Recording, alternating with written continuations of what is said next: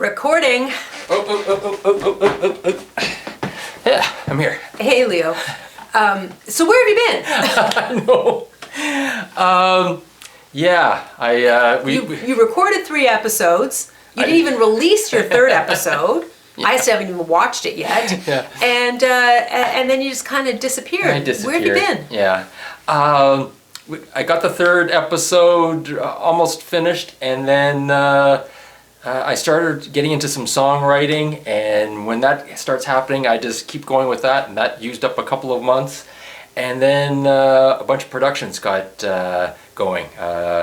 Did a When Desire Calls, Recalculating, and what's that 3rd one we had just released? This Is Me.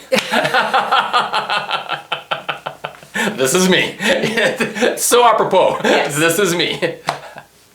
So Leo, tell me more about the 3 songs that you recently wrote, recorded, produced, and created videos for. Yeah. So if anyone's wondering, why did it take him so long to put the next episode out? You've been busy, right? I have been busy. Yeah, so tell us more about those. Just because the video podcast didn't get done, it was because I was busy with productions. So first was When Desire Calls, and it was something that I had started, well over a year ago. It was the fall of, I think, 2020, I think. That got started. So it was a long time in production, both music and in the video. So that took quite a bit to get that one out. It's a little strong, this song of love, and I'm inclined to say that I said enough. Running down the hall when desire calls. Don't take your time, it's ringing off the wall. And at the last minute, a song got written on a weekend, Recalculating, and it's a song I'm going to use today to dig a little deeper into recording. And it was just written on one day, and it was not supposed to be in the production of the 10 songs that are in production. And I go, I really like this song, so then it just jumped the queue and went right up to song number 2 that I wanted to get produced, and we got it all done. We did the video all in one day. With the band, and then the last one was This Is Me, although in reverse order. This Is Me was recorded mostly in the summer, and in the video was done. It's just that it was a big production in the video, so it took a lot longer, whereas Recalculating was a much easier song to get produced, so it came out second. Tell me a little bit more about Recalculating. Recalculating. Well, a couple of things. I've always had this line, leading the life of Freddie Flintstone, and I don't know why, but I want to work that someday into a song, and I finally found the song. Leading the life of Freddie Flintstone in a song, making mistakes, then begging to come home. I can only say I was swept away, recalculating to find my way along. Like, what is it about leading the life of Fred Flintstone? It was that he'd do bad things, and he'd be knocking on the door, Wilma, and he'd always find a way. He was always bumbling something, but his heart was in the right place, and he was just making mistakes, and then begging to let me back in. Right. So I wanted to build on that, and I always like when the GPSs recalculating. And when you're going off in the wrong direction and you go, okay, and I go this way, and then it says recalculating, and I think, okay, I'm just trying to recalculate to find my way to where I want to be. So the song is basically about a lost relationship and trying to find your way. Okay. Recalculating. Recalculating.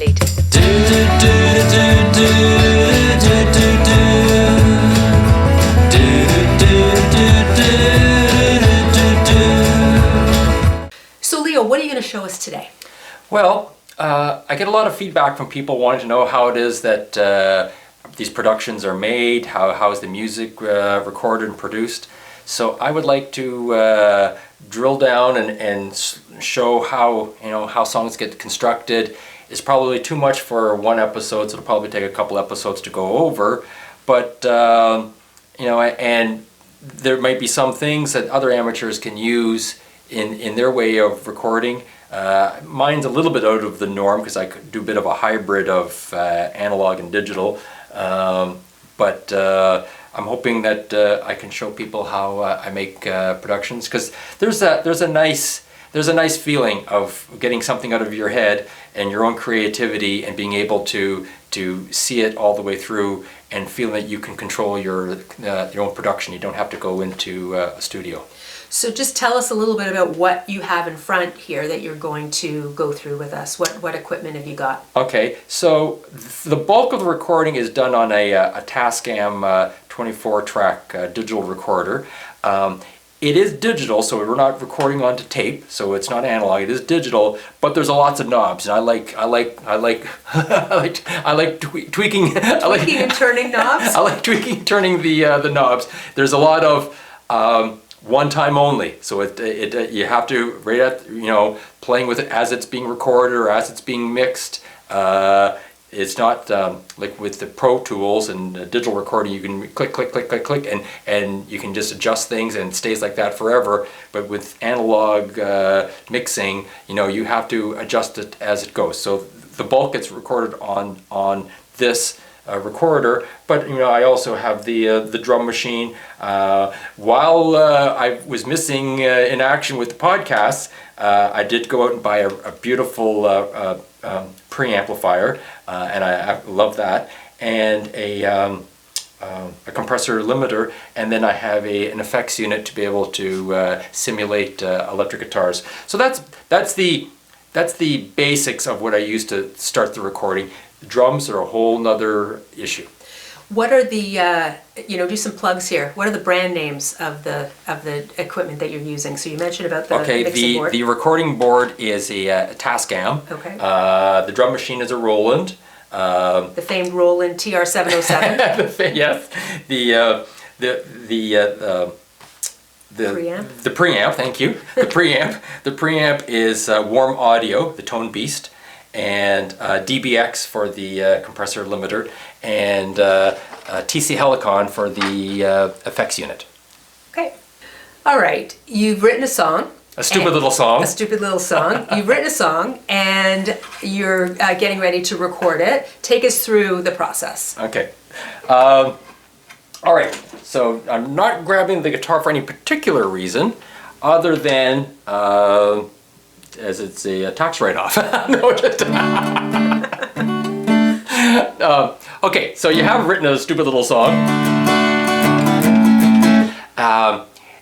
What the first thing you're going to want to do is create a click track if you're recording. You're going to want to find what is the tempo. Now you can when you're finding a click track, it doesn't matter too much of the style. I try to keep it really simple, the style of the rhythm, just to try and find the beat. So you could be playing.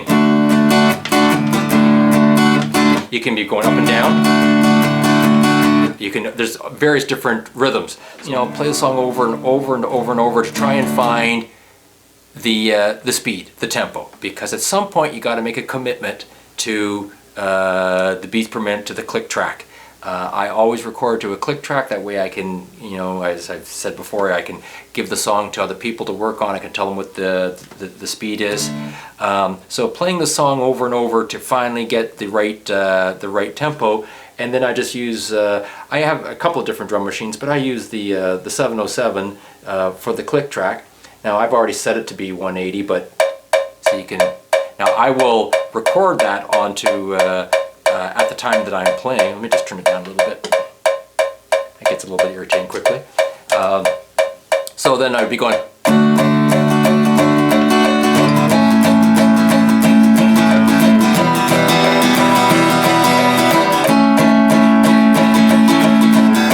Now, if I thought, oh, that might be too slow or too fast, oh, okay, then I can just, I can keep turning it down, turning it up to try different tempos until I really get the feel of the tempo that I like. So that's the very first thing. I start with the tempo, but I just use whichever one fits the song. So even if I often don't look at the number, I just keep turning the dial until I get, oh, that's the one that feels right. And sometimes it feels right when you're just playing like with your one instrument, but then when you get playing with the band, you go, oh, you know, it needs to be faster, it needs to be slower. You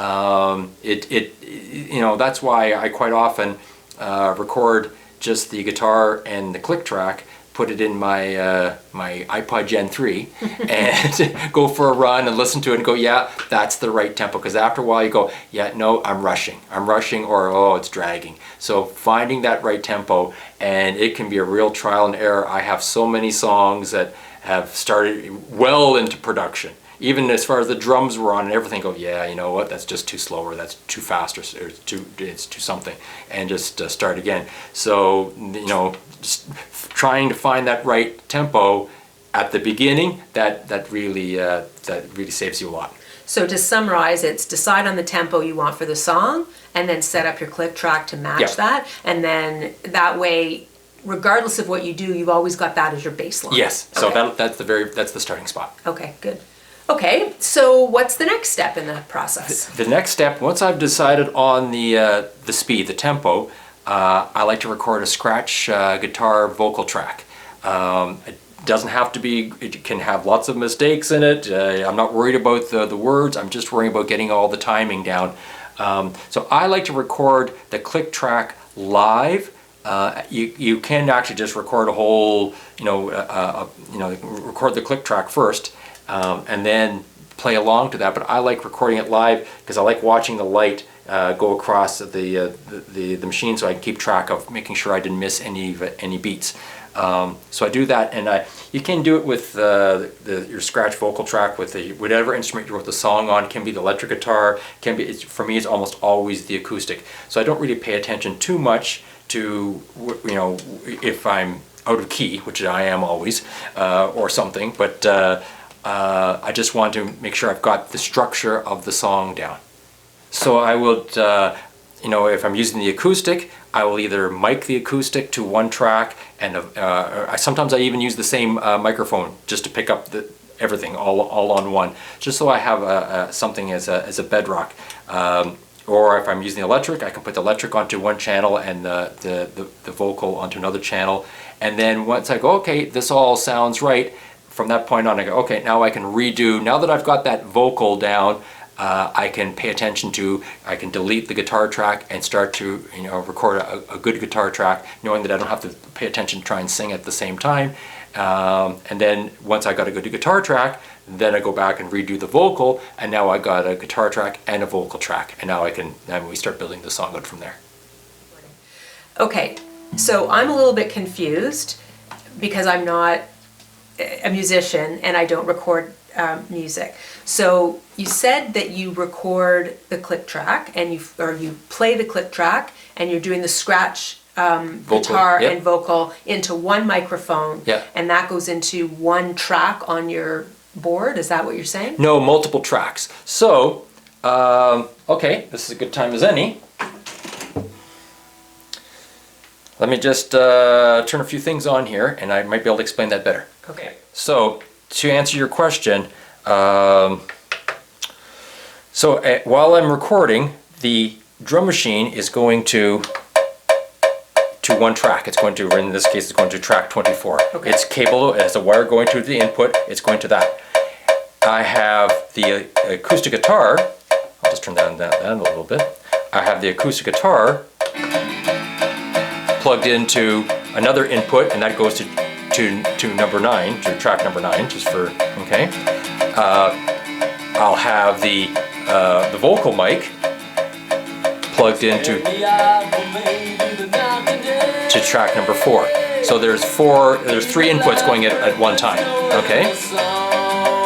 Now, if I was using the one microphone, like I said, which is a good question, if I had just the one microphone using the acoustic guitar, now I'm hearing both the guitar and the vocal on that one track. And then I go and re-record the guitar on its own track, even though I'm hearing it being played back with the guitar and vocal, and then at some point I'll sing to that one, and then just get rid of the scratch one completely. Okay, so the scratch one would go on one track on here, and that ends up being discarded at some point. It's really just there as your reference. It's a reference just to get you going, so you know where you are in all your spots. Okay, and then you re-record the vocal on one microphone that goes into one track. Yes. You re-record the guitar on one microphone that goes into another track. Same thing with the drums. Gotcha. Okay, I'm going to ask a different kind of question, and I could be completely wrong. So anyway, in the modern era... Oh boy, I'm in trouble. I'm screwed. Everybody, in the modern era, a lot of people just do everything on their phone. And I know that you're talking about non-phone type recording. You've got like full equipment here. Yeah. Today, though, a lot of people will just record something on their phone and then listen to it. Could you conceivably, so if somebody doesn't have all the equipment that you have, and they want to get started, record something on their phone, like I think this idea of the scratch track that you were talking about, the scratch guitar, scratch vocal, to get the tempo down and record something and then listen to it, like you said, over a day, a week, couple of weeks, to sort of really feel whether that's the version that you want. If somebody doesn't have all this equipment, is that a viable way to go? So I would say two things to that. Yes, absolutely. And I record quite often just to my phone. When I get an idea, if it's like 3 o'clock in the morning, I record the guitar and I just record into the phone, and then I just play that over and over and listen to that. Do I like that? So anybody could do that. But I'm talking now about how to get, you're not going to take that recording from a phone and make that a full production. And that phone, whatever you record on your phone, is never going to be a full production that goes out to the world on platforms. Whereas I'm talking about how to do a home production that you can have out on every platform. Okay.